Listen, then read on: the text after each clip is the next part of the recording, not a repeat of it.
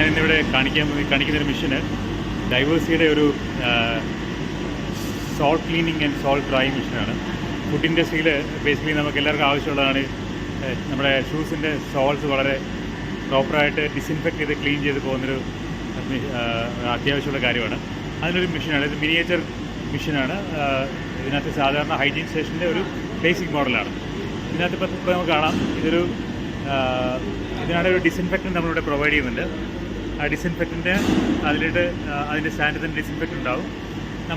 ഇതിൽ കയറുമ്പോൾ തന്നെ ഈ ഒരു സൈഡിൽ ഒരു 2 സെൻസർ ഉണ്ടാവും.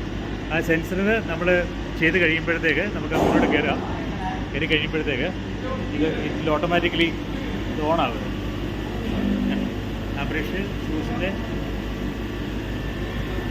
2 സൈഡിൽ ക്ലീൻ ആയിക്കൊണ്ടിരിക്കും.